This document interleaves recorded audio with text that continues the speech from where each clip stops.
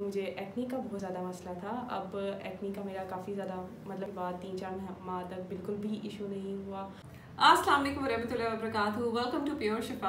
आज हम जी डिस्कस करेंगे एक्नी को, और हम एक्नी को बहुत जल्दी किस तरह से ट्रीट कर सकते हैं, कौन सा ट्रीटमेंट हम इसके लिए ले सकते हैं और एक्नी होने की क्या वजूहात हो सकती हैं। हम इस पर पहले भी बहुत सारी वीडियोस बना चुके हैं और एक्नी किस टाइप की होती हैं मैं लिंक ऊपर दे देती हूँ और आप वहाँ जाकर चेक कर सकते हैं कि आपको किस टाइप की एक्नी है और उसके लिए हमें कौन सा ट्रीटमेंट रिक्वायर्ड होगा। तो वीडियो को स्टार्ट करते हैं और आप चैनल को लाइक भी कर दिया करें, शेयर भी कर दिया करें और सब्सक्राइब भी कर दिया करें ताकि हम मोटिवेट हों और आपके लिए मज़ीद वीडियोस बना सकें।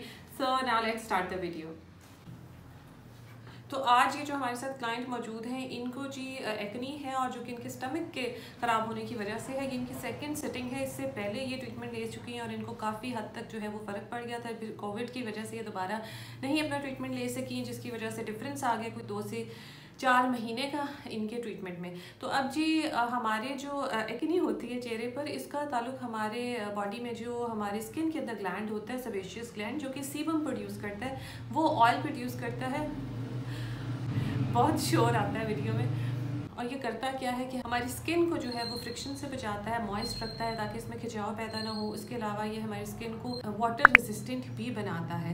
अब होता क्या है, जो हमारे हेयर फॉलिकल्स हैं, जो सेबेशियस ग्लैंड की ओपनिंग्स हैं, अगर वो क्लॉग्ड हो जाए, बंद हो जाए डर्ट से, इम्प्योरिटीज से, तो सीबम जो है वो अंदर इकट्ठा होना शुरू हो जाता है, जिसकी सूरत में हमें एक्नी हो सकती है। अच्छा जी, ये कॉलोनाइज्ड होता है जिस बैक्टीरिया से, उसका ताल्लुक हमारी इम्यूनिटी की रेगुलेशन से है, विच इज़ कॉल्ड प्रोप्टोरियाना बैक्टीरियम। तो अब जो हम ट्रीटमेंट करने जा रहे हैं, इसके करवाने से हमें नेक्स्ट डे ही फ़र्क पड़ जाता है। होता क्या है कि हमारी जो एक्नी है वो हील होने लग जाती है और ड्राई होने लग जाती है। हमेशा की तरह हमने क्या किया है कि पेशेंट को असेस करते हुए, डायग्नोस करते हुए कि उसकी एक्नी की क्या वजूहात हैं, तो हमने उनके वही पॉइंट्स लगाए हैं। इनका स्टमक का, मैदे का पॉइंट लगाया है, लिवर का पॉइंट लगाया है, ताकि जो इनका ब्लड है वो अच्छे से फिल्टर हो जाए, और इसके अलावा चेहरे का पॉइंट लगाया है। मैं आपको बताती चलूँ कि बिल्कुल ना घबराएं कि चेहरे पर लगाने से जो है वो कोई निशान पड़ जाते हैं। अगर कोई हल्का सा ब्रूज आता भी है, कोई मार्क बनता भी है, जब हम कप लगाते हैं, उसकी सक्शन करते हैं, तो वो 1 से आधे दिन में चला जाता है। और सबसे इंपॉर्टेंट ये है कि जैसे मैंने आपको बताया कि हम बीमारी को देखते हैं कि उसकी कॉज क्या है,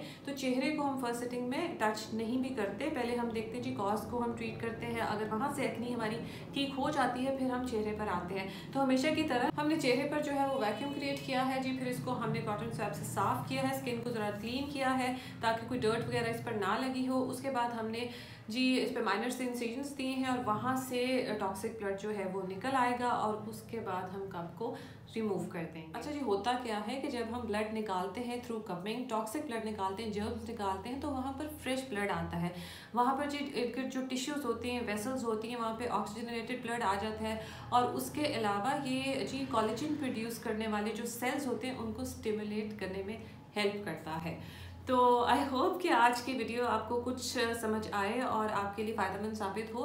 देखिए जी, ट्रीटमेंट आपने खुद करना है और खुद चूज़ करना है कि आप क्या करवाना चाहते हैं। जब हम यूट्यूब खोलते हैं तो हमारे सामने बहुत सारे टोटके और रेमेडीज़ आती हैं और उसमें से हम अपनी मर्ज़ी से सिलेक्ट करते हैं। तो कपिंग थेरेपी तो एक ऐसा इलाज है ना जो नबी पाक सल्लल्लाहु अलैहि वसल्लम को फरिश्तों ने मेराज शरीफ पर दिया और फरमाया कि अपनी उम्मत से कहीं इसको अपने ऊपर लाजमी कर लें। ठीक हो गया। तो जनाब, इसमें फ़ायदा ही फ़ायदा है, शिफा भी है और करवाने का सवाब भी है। हमारे मुल्क के अलावा चाइना में, अमेरिका में तो इसको नेशनल ट्रीटमेंट भी करार दे दिया गया है। इतनी सारी इस पे बातें करने का मकसद ये है कि जब आप ट्रीटमेंट के लिए जाएं तो आपको पता हो कि आपकी बीमारी क्या है और आपने अपना इलाज किस तरीके से करवाना है।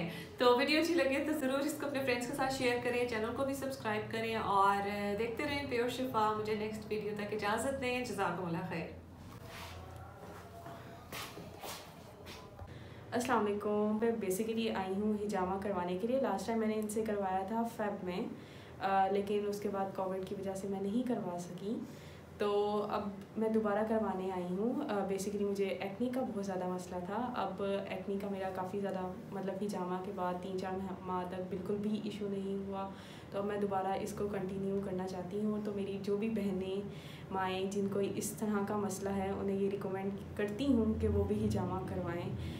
सुन्नत नबवी पर अमल करें। इंशाल्लाह आपको ज़रूर शफा हासिल होगी।